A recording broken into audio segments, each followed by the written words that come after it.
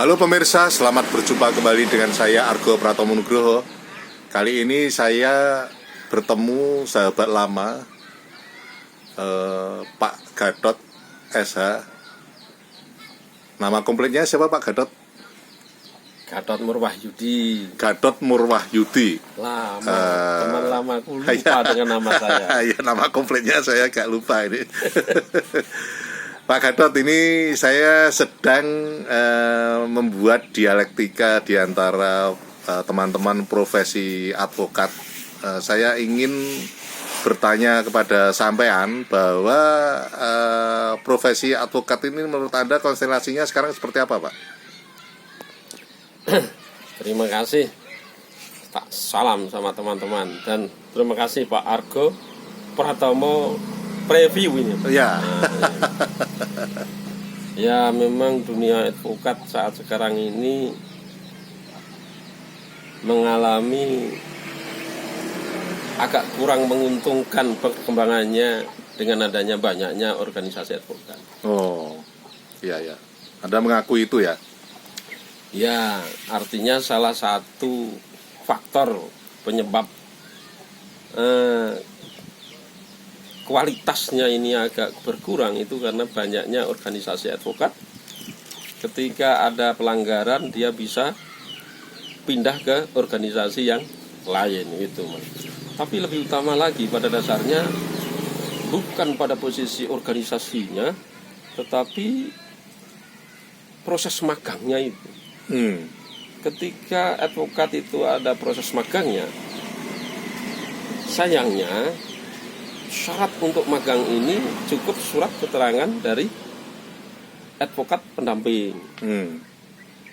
Mestinya dulu ketika masih dalam bentuk wadah tunggal,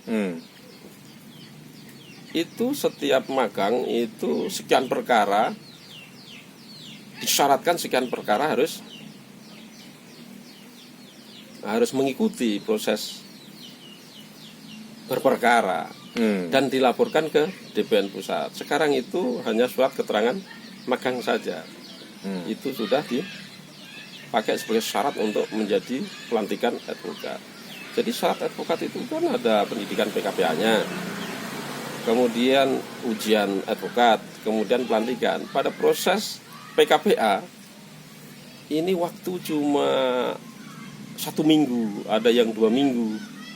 Itu pada dasarnya sangat kurang untuk memasukkan sebuah pelajaran hukum acara itu waktu hanya 2 minggu, sehingga tidak mungkin kualitas advokat, kualitas ilmu yang diserap di dalam PKPA itu bisa semuanya.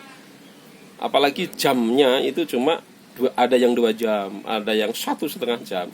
Tidak bakalan satu mata pelajaran itu dalam jangka waktu 1,5 jam bisa terserap semua di kepalanya para calon advokat. Oleh karena itu, agar supaya dia itu adalah bisa matang itu pada proses magang yang 2 tahun itu.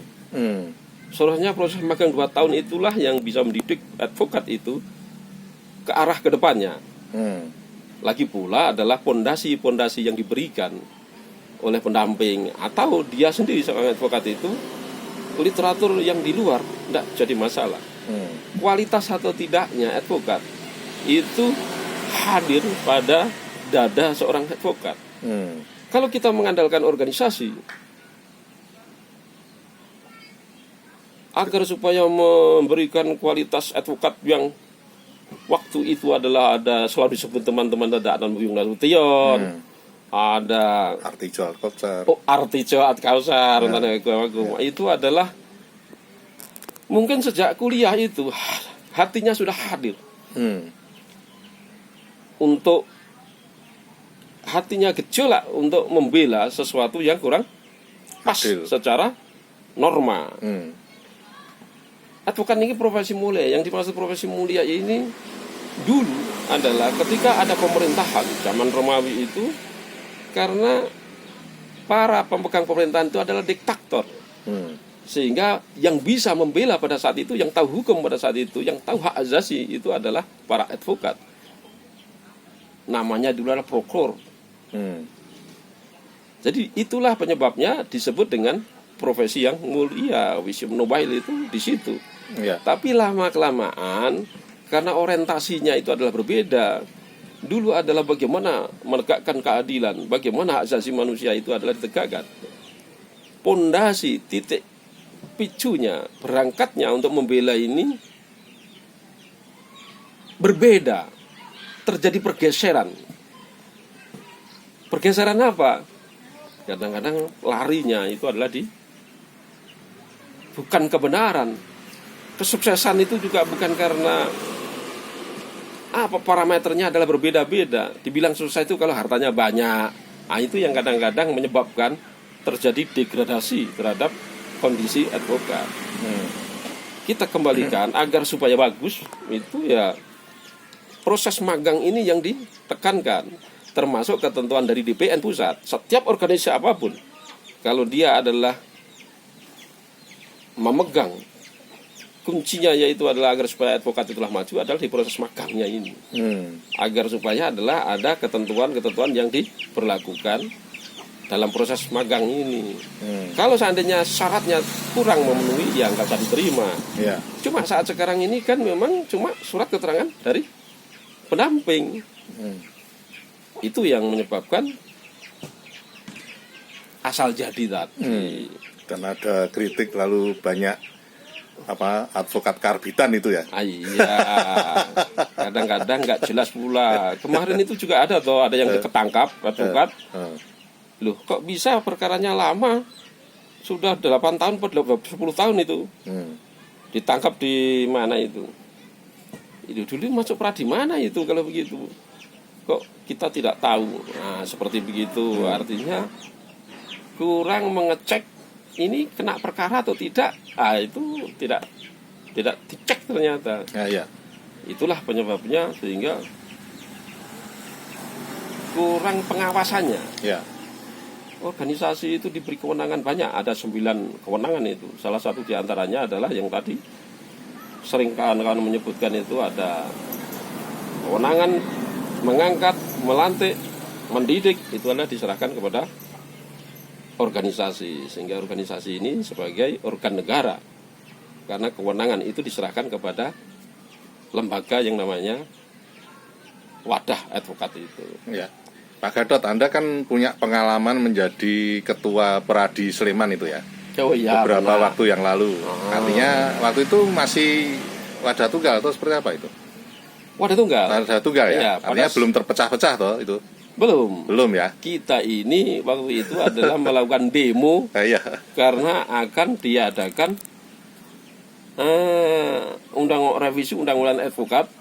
Akan dijadikan satu pada dasarnya itu pakai DAN. DAN ini adalah Dewan Advokat Nasional. Cuma Dewan Advokat Nasional pada saat itu adalah dalam pembiayaan APBN. Jadi satu, tetapi ada anggaran APBN yang terkucur di Dewan Advokat Nasional. Kita ini adalah Pradi demo pada saat itu. Karena kita tidak mau menjadi pembantu dari para penegak hukum. Ya. Sementara kita itu adalah sama kedudukannya. Caturwangsa penegak hukum itu sama. Ada advokat, ada kepolisian, ada kejaksaan, ada kehakiman. Itu adalah caturwangsa.